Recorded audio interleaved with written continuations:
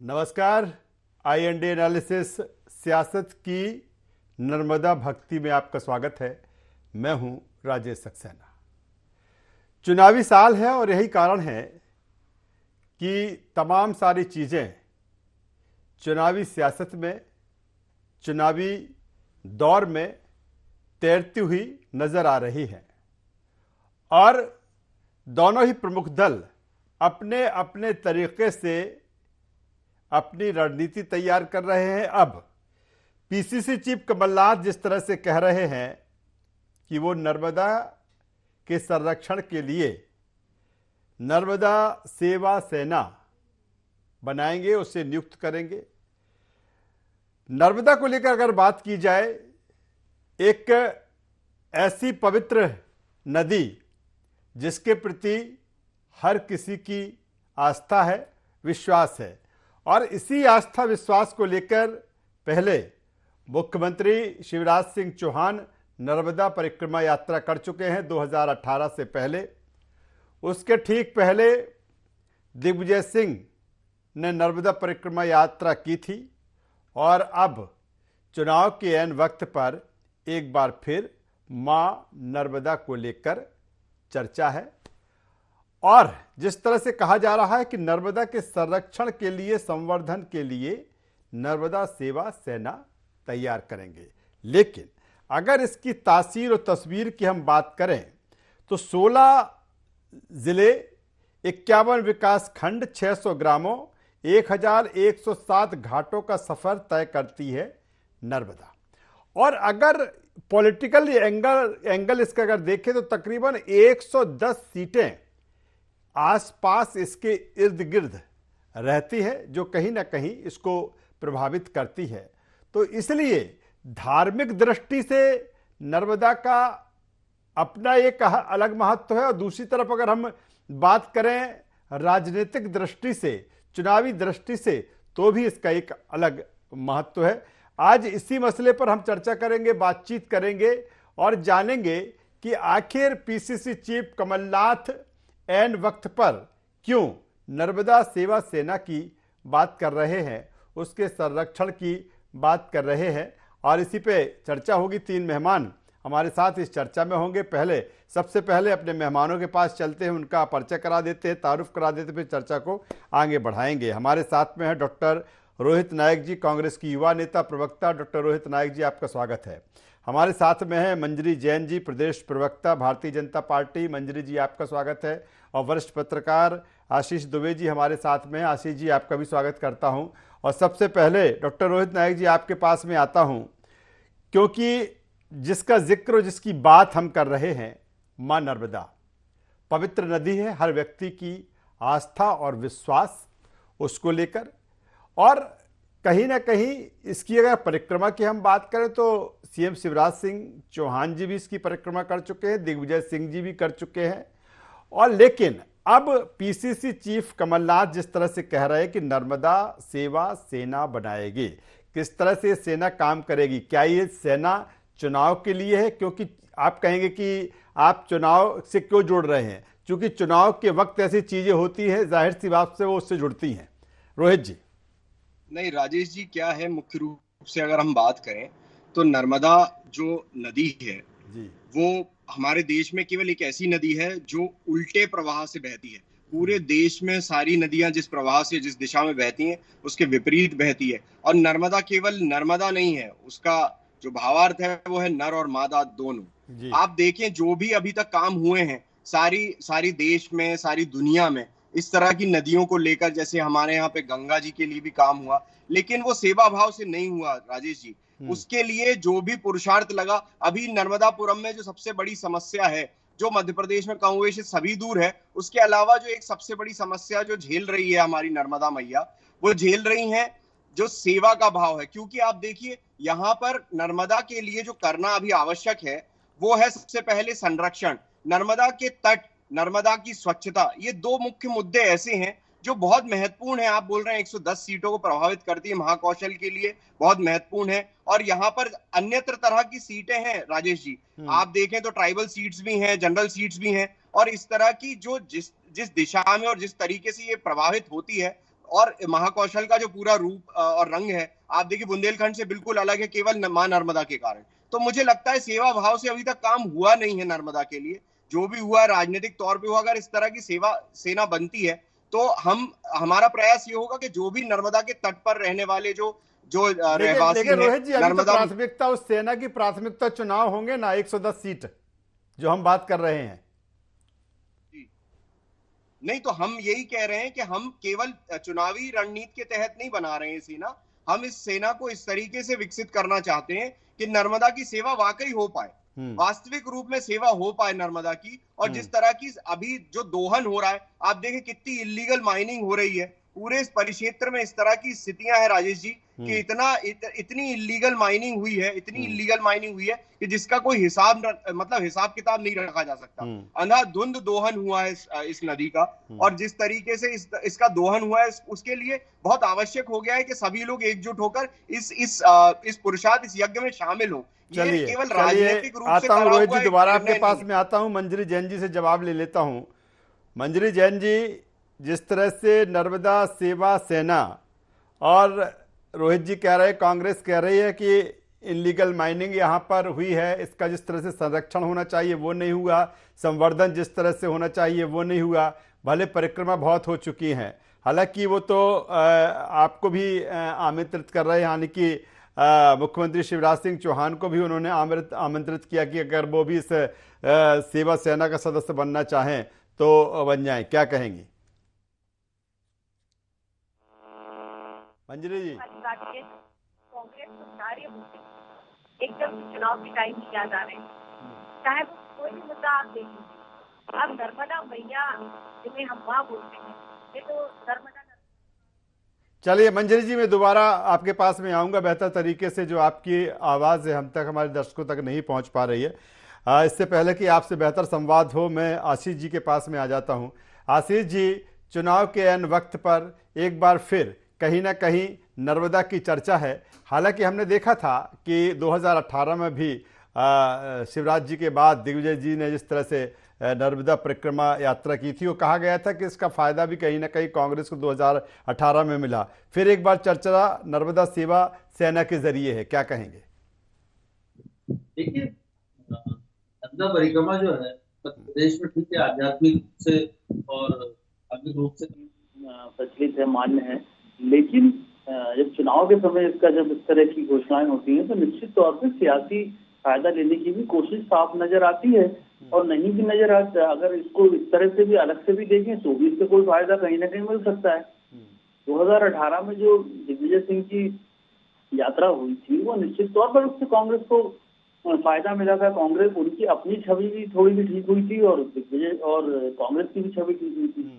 तो अभी जो कांग्रेस ने घोषणा की है, तो कांग्रेस की जो स्ट्रेटेजी है वो चुनाव से भी संबद्ध नजर आती है। लेकिन क्योंकि नर्मदा का जो पूरा बेल्ट है, अमरकंटक से लेकर के जो गुजरात जाने तक का पूरा वो एरिया है, उसमें कहीं ना कहीं उन नागरिकों की कोई ना कोई नर्मदा से जुड़ी समस्या जरूर है। जितनी आस्था है उतनी समस्याएं, इसमें कोई शक नहीं कि पिछले कई सालों से नर्मदा में रेत का दोहन और अवैध उत्खनन और इस तरह की समस्याएं हैं। ये इसलिए भी सामने आती है क्योंकि इसमें बाकायदा सरकार ने कार्रवाई की है, इस पर एक्शन हुआ, इसलिए समझ भी आता है कि ये समस्या है। अब इसमें संरक्षण कहाँ है, कितना है, ये वहां के लोग बेहतर रूप से जानते हैं। अब जो मुख्य कांग्रेस की जो इसमें नर्मदा सेवा की यात्रा, एक ये राजनीतिक रूप से ये एक विपक्ष पर है, जो कांग्रेस का विपक्ष है, भाजपा पर है, सत्ता पक्ष पर, ये एक राजनीतिक रूप से एक चुटकी लेने की या एक हमला करने की या एक साइलेंटली मैसेज देने की कोशिश भी है। तो अगर नर्मदा यात्रा, लेकिन ये बेहतर तब होगा जब, क्योंकि कांग्रेस की सरकार भी थी बीच में 17 महीने थी, तो कांग्रेस का उस समय नर्मदा के लिए जो कंसर्न था कि वो इतने खुल के सामने नहीं आ पाया था क्योंकि सरकार कम थी। तो अब अगर कांग्रेस सरकार बनाती, क्योंकि उसने अगर की बात भी कही है, तो अगर वो ऐसा करने में सफल हो जाते हैं तो फिर नर्मदा के प्रति उनकी प्रतिबद्धता फिर राजनीतिक बात जब नर्मदा के संरक्षण की आती है तो इनलीगल माइनिंग की भी आती है। सरकार कोई भी रही हो, ये काम तो कभी रुका नहीं। बिल्कुल है ना, वही मैंने कहा ना, पिछले कई वर्षों से लगातार इस तरह का लीगल और इलीगल दोनों की माइनिंग हो रही है, हुई है वहाँ। और नर्मदा की सेहत और उसके पर्यावरणीय प्रभाव और इन सब चीजों का भी एक मुद्दा है मध्य प्रदेश में। और दूसरी बात यह है कि नर्मदा का एक थोड़ा सा अलग सा विषय है, लेकिन नर्मदा के पानी के उपयोग के लिए मध्य प्रदेश के पास सिर्फ 1 साल बचा है। जो केंद्र सरकार ने एक फैसला दिया था 30 साल पहले, उसकी मियाद अगले साल पूरी हो रही है। तो मध्य प्रदेश को नर्मदा के पानी का अधिकतम दोहन करना है, उसके बाद वो पानी गुजरात चला जाएगा, वो जो पानी बचेगा वो गुजरात का हक हो जाएगा उससे। ये थोड़ा सा अलग विषय है, लेकिन नर्मदा के पानी के उपयोग के साथ साथ नर्मदा के पानी का प्रवाह बना रहे, इसके संरक्षण की जिम्मेदारी भी मध्य प्रदेश के लोगों की भी है, समाज की भी है, सरकार की भी है। तो यदि जी बेहतर बात आशीष जी कह रहे हैं जी, और कुछ ऐड ऑन करना चाहते हैं आशीष जी? निश्चित तौर पे लोग इससे खुश होंगे। चलिए, बेहतर बात आशीष जी कर रहे हैं। सीधे मंजरी जैन जी के पास में आता हूं, बेहतर संवाद अब उनके साथ हमारा स्थापित होगा। मंजरी जैन जी, शायद जो मैंने सवाल पहले आपसे किया था आप तक पहुंचा कि नहीं, मैं फिर से एक बार दोहरा देता हूं। जिस तरह से डॉक्टर रोहित नायक जी कह रहे हैं कि नर्मदा का जिस तरह से चाहे उसमें इनलीगल तरीके से रेत का उसमें खनन हुआ या फिर जिस तरह से उसका संरक्षण संवर्धन होना चाहिए वो नहीं हो पाया, और इसके साथ ही वो आपको भी आमंत्रित कर रहे हैं, यानी कि आपके मुख्यमंत्री जी को भी आमंत्रित कर रहे हैं, क्या कहेंगे? देखिए, कांग्रेस की जो भक्ति है वो आपको भी समझ में आ रही है कि ये नई नई जागृत हुई है।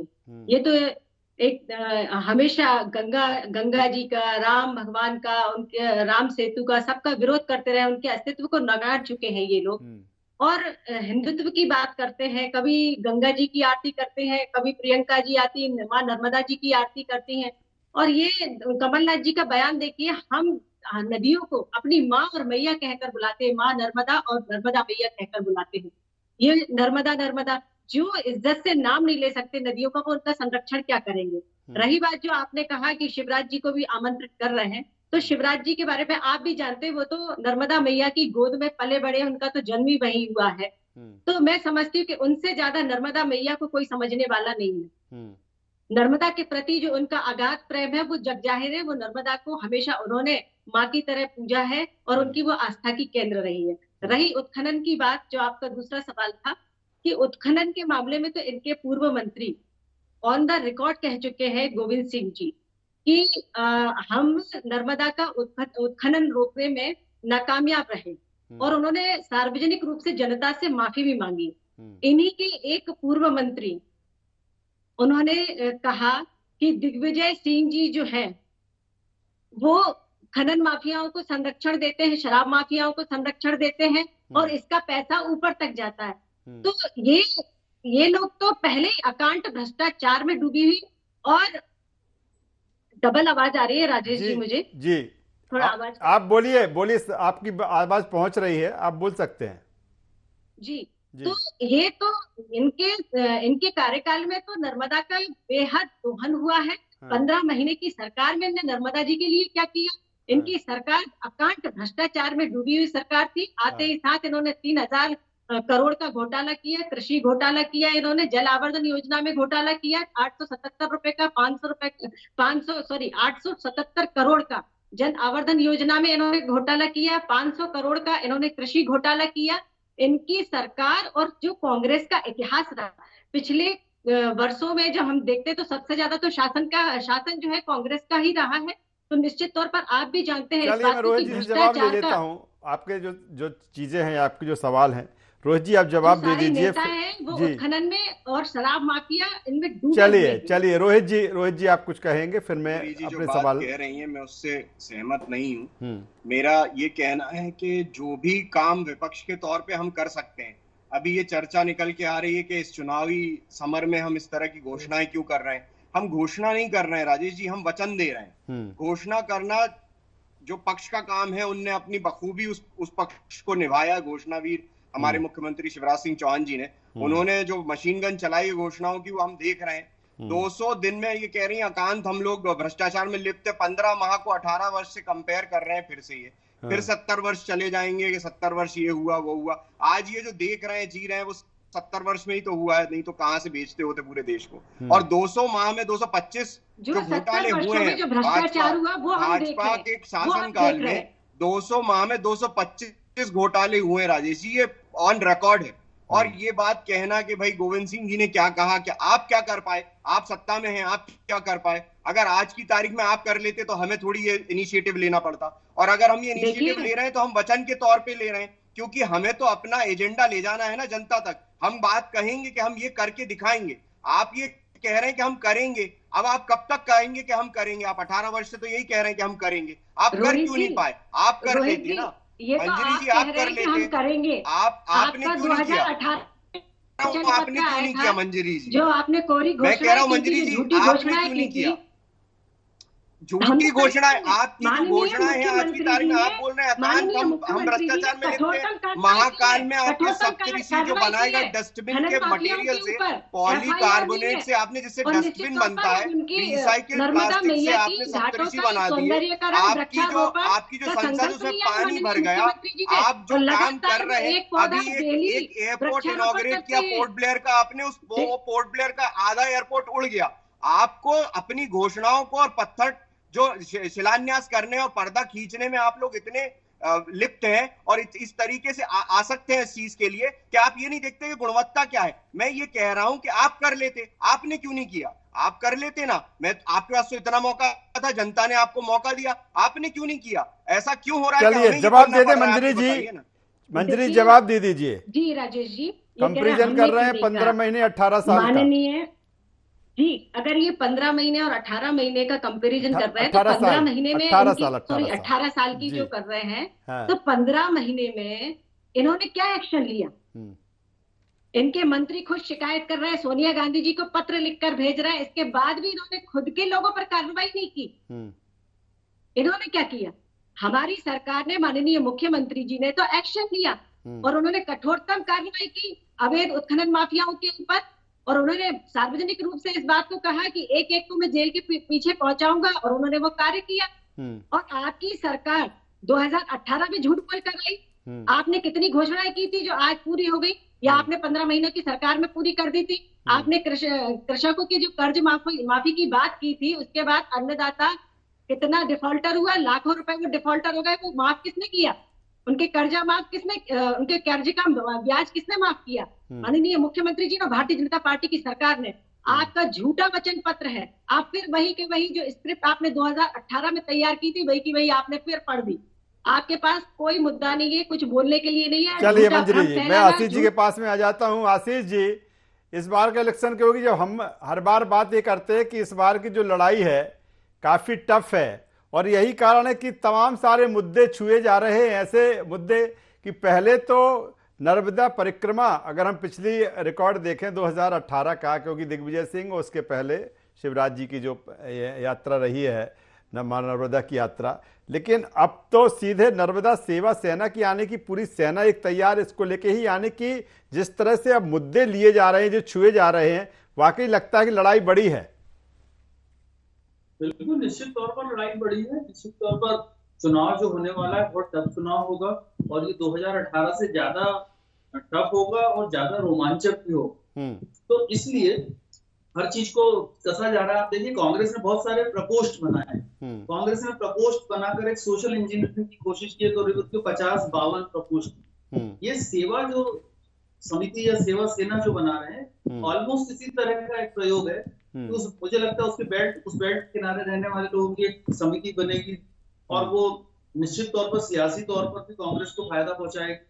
लेकिन ये सियासी लाभ हानि से इतर भी देखा जाए तो मैंने जैसा कहा था कि नर्मदा की सेहत पर, नर्मदा के पर्यावरणीय प्रभाव, सुरक्षा पर ध्यान देना सरकार का दायित्व, पहला दायित्व। उसको मध्य प्रदेश की जीवनदायिनी कहा जाता है।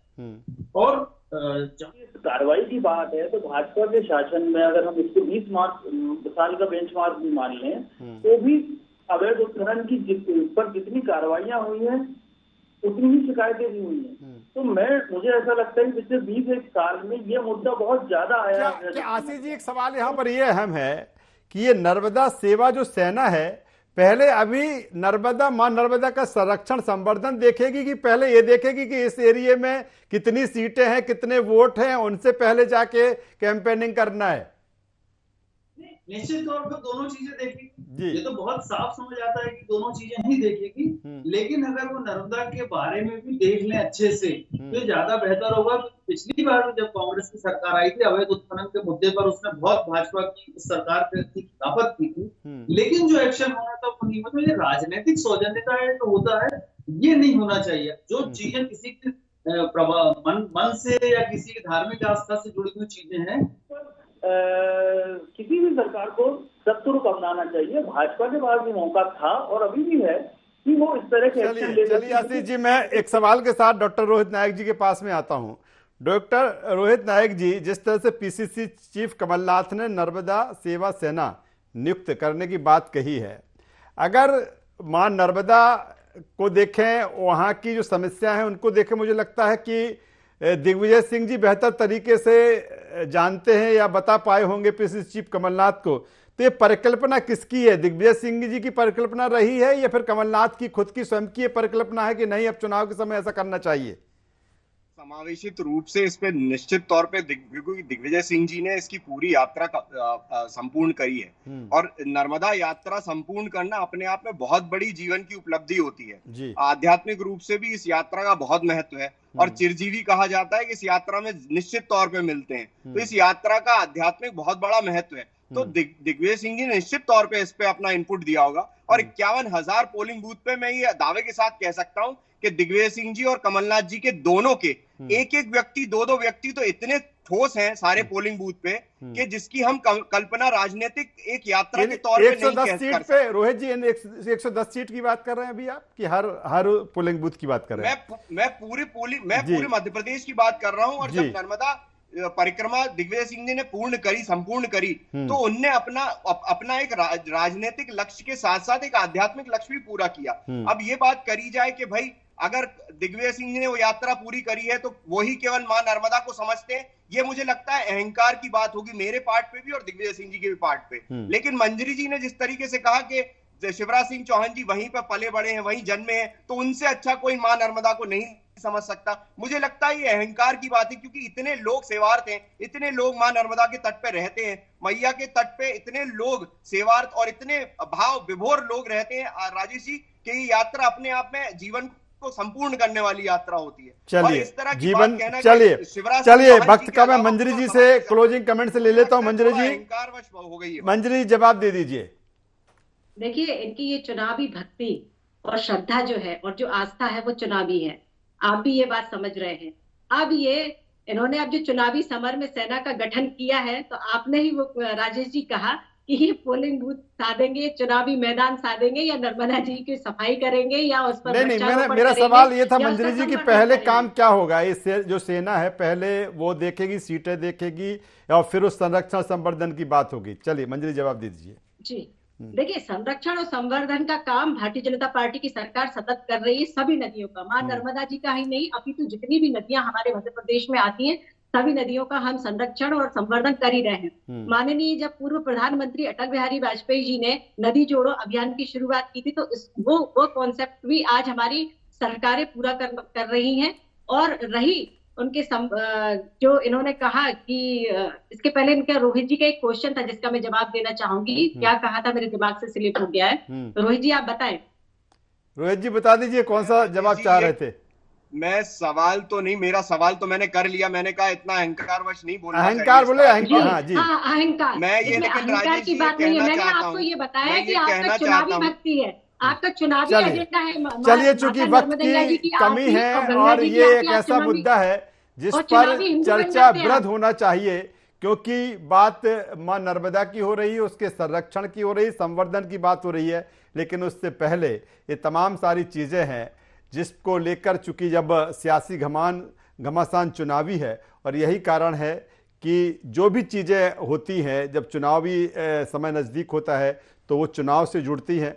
और शायद कांग्रेस जिस तरह से नर्मदा सेवा सेना की बात कर रही है, सेना नियुक्त करने जा रही है, और जाहिर सी बात है जब चुनाव नज़दीक है तो कांग्रेस इसका चुनावी लाभ भी लेना चाहेगी।